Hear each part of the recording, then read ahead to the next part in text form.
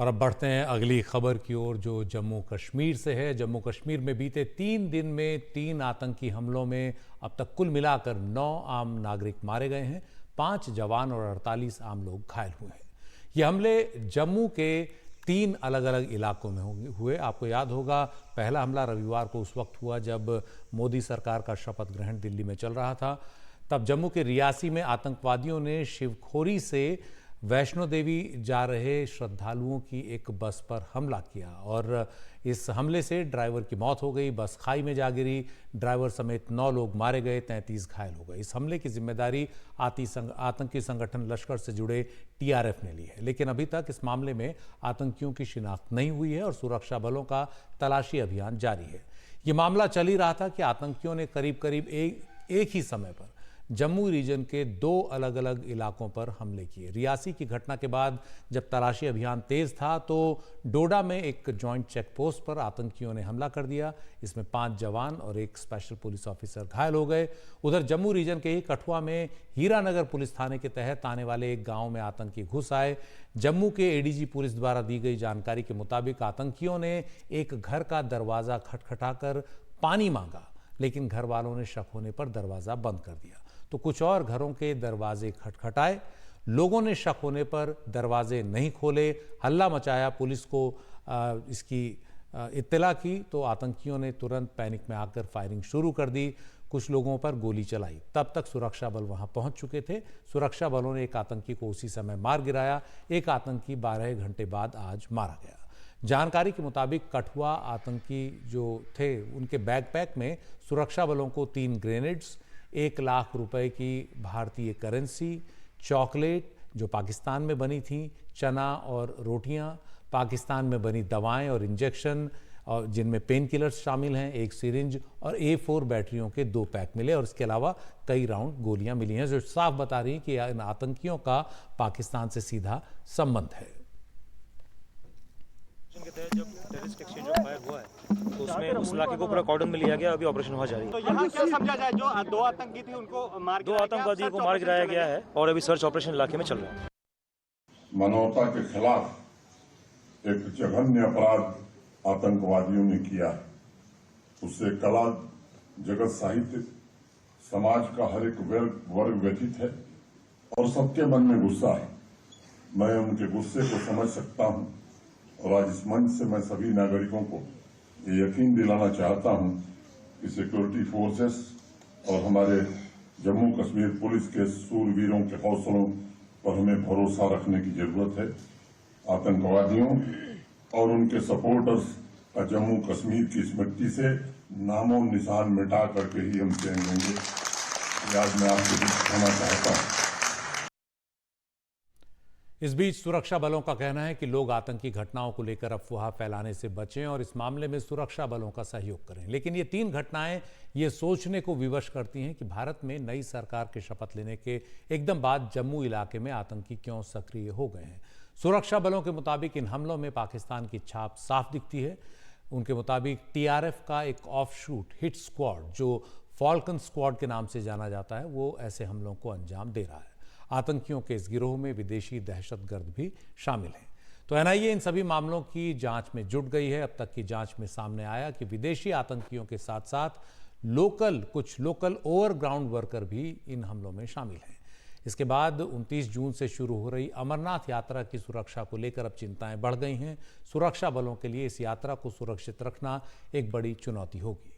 इन आतंकी घटनाओं से एक बात ये साफ दिख रही है कि आतंकी अब जम्मू रीजन में ज्यादा सक्रिय हो गए हैं। पहले जहां वो घाटी तक सीमित होते थे, वहीं बीते कुछ सालों में उन्होंने अपनी रणनीति बदली है। इसके पीछे क्या वजह है, बता रही हैं हमारी सहयोगी नीता शर्मा। कठुआ में हुई आतंकी वारदात ने ये साफ कर दिया है कि अब आतंकियों को लोग पनाह नहीं दे रहे हैं और वो इन घने जंगलों में जो है वो घूम रहे हैं और अपना जो है वो पनाह ले रहे हैं। ये जो ताज़ा इंसिडेंट है वो हीरानगर का था, जहां पर आतंकी घर के अंदर घुसे थे और उन्होंने पानी मांगा था, लेकिन लोगों ने पानी नहीं दिया और शोर मचाया, जिसके चलते इनकाउंटर हुआ और 2 लोग मारे गए। दरअसल ये पूरा का पूरा इलाका, अगर हम बात करें रियासी की या फिर हम बात करें रजौरी की या फिर पुंछ की, तो ये वो पूरा का पूरा इलाका है जो साउथ ऑफ पीर पंजाल के आसपास ये इलाका अब जो है वो एक्टिव हो गया है। पहले मिलिटेंसी जो थी वो नॉर्थ ऑफ पीर पंजाल के थी, यानी शोपियां, कुलगाम, अनंतनाग और पुलवामा ये हॉटबेड्स माने जाते थे। लेकिन अब जो थिएटर है वो शिफ्ट हो गया है, वो साउथ ऑफ पीर पंजाल आ गया। इसके पीछे जो वजह है, 2-3 वजह है। दरअसल ये इलाका वो इलाका है जो पहले काफ़ी शांत रहता था, लेकिन अब पिछले 2 साल से ये एक्टिव हो गया है। इसके पीछे सिक्योरिटी एजेंसीज कहती हैं कि जो फोर्सेस यहाँ पर तैनात थी उन्हें यहाँ से विड्रॉ कर जब गलवान हुआ था तो वहाँ पर पोस्ट कर दिया गया था। Thinning down of the force इस इलाके में, चाहे पुंछ हो चाहे रजौरी हो, यही वजह है कि मिलिटेंट्स ने अपने आप को यहाँ पे कंसोलिडेट किया और अब जो है वो आतंकी गतिविधियाँ जो है वो यहाँ पर बढ़ गई हैं। पिछले 2 साल में सेना को यहाँ पर काफ़ी नुकसान जो है वो झेलना पड़ा है, ये भी एक सच है। पहले ये जो इलाका था पुलवामा, अनंतनाग, यहाँ पर ये ऑपरेशंस जो थे वो चलते थे, लेकिन अब जो है ऑपरेशंस जो सेना है उसका फोकस जो है वो ये हो गया है, ये वाला रीजन हो गया है। दरअसल अभी कुछ दिन पहले ही इस इलाकों में इलेक्शंस भी हुए थे। एक नैरेटिव भारत ने सेट किया था कि किस तरह से सब कुछ सही है और किस तरह से वो इलेक्शंस जो हैं वो कराने में कामयाब हुए हैं। तो ऑब्वियसली जो पाकिस्तान है वो नहीं चाहता कि भारत का ये जो नैरेटिव है वो बढ़े। आप देख सकते हैं इस इलाके के आसपास ये जो इलाका है ये सरहद है, पाकिस्तानी सरहद है। तो जो आतंकी इधर से इधर आते हैं वो इस पीर पंजाल के जरिए इधर से इधर भी चले जाते हैं, यानी उनका एरिया ऑफ ऑपरेशन दोनों जगह हो सकता है और वो इसी इलाके में छुपते हैं। तो यही वजह है कि वो ज़्यादा आजकल इन इलाकों में फोकस कर रहे हैं। और क्योंकि ये फॉरेस्ट एरिया है, नेचुरल केव्स है, तो जब भी हमला करने के बाद वो इन नेचुरल केव्स में अपना जो है वो छिपने की जगह जो है वो ढूंढ लेते हैं और सिलेक्टिव किलिंग कर रहे हैं। ये सिक्योरिटी एजेंसीज का कहना है कि एक बहुत बड़ी चिंता का कारण है। जिस तरह से सिलेक्टिव किलिंग हमने देखी है रियासी में जो अभी हुई है, लगभग 9 लोग जो हैं वो मारे गए हैं। ये एक कम्युनल फ्लेयर अप को करने के लिए शायद पाकिस्तान जो है वो कोशिश कर रहा है। यही वजह है कि इस एरिया में आजकल फोकस कर रहा है। अब आने वाले दिनों में हम देखेंगे कि इसी एरिया में जो सिक्योरिटी एजेंसीज हैं वो अपने ऑपरेशंस को फोकस करेंगी।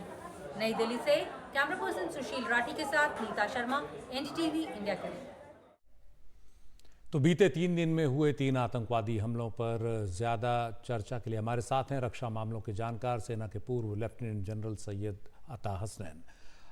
हसनैन साहब, आपका स्वागत है। मेरा पहला सवाल आपसे यही है कि मोदी सरकार ने जब से तीसरी बार सत्ता संभाली है तब से 3 दिन में 3 आतंकी हमले जम्मू कश्मीर में हो चुके हैं। आम यात्रियों से लेकर सेना तक पर, सुरक्षा बलों तक पर हमलों का दुस्साहस आतंकियों ने किया है। तो इन हमलों के पीछे पाकिस्तान समर्थित आतंकियों का हाथ बताया जा रहा है, उनकी छाप साफ दिख रही है। इन हमलों का विश्लेषण आप कैसे करेंगे? थैंक यू, बहुत बहुत जय हिंद सबको। देखिए, ये बहुत बड़ा एक इवेंट हो रहा है भारत के अंदर जब माननीय प्रधानमंत्री नरेंद्र मोदी जी जो है वो तीसरी दफे उन्होंने सत्ता संभाली है। तो आप समझिए कि this is a major event Bharat के अंदर। पाकिस्तान उस पार देख रहा है ये, और वो ये भी देख रहा है कि किस तरह से 2019 के बाद जम्मू कश्मीर के अंदर एक नियर नॉर्मलसी, मैं नहीं कहता हूं कि पूरी नॉर्मलसी, एक नियर नॉर्मलसी जो है वो आ गई है। ये जरूरी है एक मैसेज देना पाकिस्तान के लिए, क्योंकि पाकिस्तान ने 35 साल से इसके अंदर इन्वेस्टमेंट किया है जम्मू कश्मीर में, जान लगाई है, पैसा लगाया है, बहुत कोशिशें की हैं भारत जम्मू कश्मीर को भारत से लेने के लिए, मगर ये सब नाकारा हुए हैं। इसलिए जरूरी है इस वक्त कुछ ऐसा करना जिससे कि दुनिया को मालूम हो कि पाकिस्तान का रोल जो है अभी भी वहां पर इंपॉर्टेंट है, रेलेवेंट है, वो इंपॉर्टेंट चीज है। एक मैसेज देना, ये जो पूरे एक्शन हो रहे हैं 2-3 दिन में जो हो रहे हैं, ये एक मैसेज देने के लिए है भारत को भी, कश्मीरियों को भी और पूरी दुनिया को, कि पाकिस्तान के अंदर से जो स्पॉन्सर्ड प्रॉक्सी वॉर चल रही है वो खत्म नहीं हुई है, वो अभी भी जारी है, उसकी अभी भी अहमियत है जम्मू कश्मीर के अंदर। इसकी वजह से ये हुआ है, और ये पहली दफे ऐसी चीज नहीं हुई है। आपको मैं याद दिला दूं, सन 2000 में 19 मार्च को चिट्टी सिंहपुरा में 36 सिखों को इसी तरीके से मारा गया था। क्यों किया गया था? एक मैसेज देने के लिए बिल क्लिंटन को, सदर बिल क्लिंटन को, जो अगले दिन भारत के पार्लियामेंट के अंदर, संसद के अंदर अपना पहली दफे अपनी स्पीच देने वाले थे। तो जब ये बाहर के लीडर आते हैं, जब देश सेलिब्रेट करता है, तो मजा किरकिरा करने के लिए देश का इस तरह की कार्रवाइयां, हरकतें जो है वो प्लान की जाती है। उस पार से कौन प्लान करता है वो दूसरा सवाल है। जनरल साहब, पाकिस्तान के प्रधानमंत्री शहबाज शरीफ और पूर्व प्रधानमंत्री नवाज शरीफ ने देर से ही सही लेकिन प्रधानमंत्री मोदी को शुभकामनाएं दी हैं। लेकिन एक तरफ शुभकामनाएं और दूसरी ओर कश्मीर में आतंकी हमलों को ये बढ़ावा। ऐसे में भारत सरकार की प्रतिक्रिया क्या है और क्या रहनी चाहिए? देखिए, इसको बहुत प्रैक्टिकल नजरिए से देखना चाहिए। भारत की सरकार इसको जानती है और उस प्रैक्टिकल नजरिए से देखेगी भी। उसको मालूम है कि 1999 में उस वक्त प्रधानमंत्री अटल बिहारी वाजपेयी जी इसी तरीके से लाहौर यात्रा के लिए गए थे। उन्होंने भी दोस्ती का हाथ आगे बढ़ाया था पाकिस्तान को। नवाज शरीफ के साथ वहां पर वो मिले थे, वहां पर बहुत से स्टेटमेंट्स दिए थे और दोनों देशों के अंदर एक उम्मीद पैदा की गई थी। और उसके तकरीबन 4 महीने के बाद कारगिल का युद्ध शुरू हो गया। तो ये कोई नई चीज नहीं है हमारे इस माहौल में, ये कोई नई चीज नहीं है। तो इस तरह से, जिस तरह से आपने कहा कि वहां से नवाज शरीफ भी और शहबाज शरीफ भी जो है इस तरह के स्टेटमेंट्स दे रहे हैं, मैसेजेस भेज रहे हैं हमारे प्रधानमंत्री को, तो ये तो एक्सपेक्टेड है। इंटरनेशनल नॉर्म्स में, प्रोटोकॉल में ये तो एक्सपेक्टेड है। क्या अंदरूनी मामले क्या चल रहे हैं, क्योंकि पाकिस्तान एक मोनोलिथ जिसको कहते हैं ना, एकता के साथ नहीं करता। ये पाकिस्तान के अंदर बहुत से लेयर हैं। एक डीप स्टेट है, आईएसआई उसको चलाती है, एक फौज की अलग डीप स्टेट है, एक बिजनेसमैन की, एक कॉर्पोरेट्स की अलग वो है। तो इस तरीके से मिलिटेंट्स हैं, आइडियोलॉग्स हैं। आप देख रहे हैं लश्कर तोयबा और जैश ए मोहम्मद की अपनी जगह बनी हुई है पाकिस्तान के अंदर। तो अलग अलग लेयर्स हैं पाकिस्तान के अंदर, तो पाकिस्तान को चलाता है, पाकिस्तान की नेशनल सिक्योरिटी पॉलिसी को चलाता है। तो इसलिए कौन से लेयर ने क्या डिसीजन लिया है, ये हम कभी भी नहीं जान सकते आसानी से। जनरल साहब, मोदी सरकार ने अपने पहले 2 दौर में कई बड़े फैसले लिए। आतंकी हमलों के बाद सीमा पार तक जाकर कुछ ठोस जवाब दिए, लेकिन सीमा पार आतंकवाद का मुद्दा अब भी बना हुआ है। क्या आपको लगता है कि आने वाले दिनों में इससे निपटने के लिए मोदी सरकार कुछ और ठोस कार्रवाई कर सकती है? देखिए, ऐसा है कि हम अपनी सरकार को उस तरीके के प्रेशर में नहीं डालना चाहते। खासतौर पे मेरे लफ्जों से मेरी ही सरकार, हमारी ही सरकार के ऊपर कोई दबाव नहीं पड़ना चाहिए। मैं समझता हूं कि हमारी सरकार के अंदर वैसे व्यक्ति हैं जो सोच विचार कर सकते हैं, देख सकते हैं कि भारत के लिए क्या असलियत में क्या सबसे अच्छी चीज है, और उसके मुताबिक जो है वो अपने डिसीजंस लेंगे। बेशक सर्जिकल स्ट्राइक 2016 में और बालाकोट या जब्बा टॉप की स्ट्राइक जो 2019 में हुई थी, उससे एक क्लियर मैसेज गया था पाकिस्तान को कि जवाबी हमले तब होंगे, हम अपनी जगह चुनेंगे, अपने वक्त पे आएंगे। वही पॉलिसी शायद अभी भी अपनाई जाए या कवर्ट ऑपरेशंस के साथ कराई जाए, जिस तरह से कि पाकिस्तान जो ऑलरेडी इतनी बुरी हालत में है, आर्थिक बुरी हालत में है, क्या वो और बुरी हालत में जाना चाहेगा? क्या वो चाहेगा कि इस तरह की चीजें भारत के साथ हो? क्या वो अफोर्ड कर सकता है कि ज्यादा बड़ी लड़ाई छड़े? मैं समझता हूं कि पाकिस्तान को इसके बारे में 2 दफे सोचना पड़ेगा। बहुत बहुत शुक्रिया जनरल साहब। हमारे साथ थे लेफ्टिनेंट जनरल सैयद अता हसनैन, रक्षा मामलों के जानकार।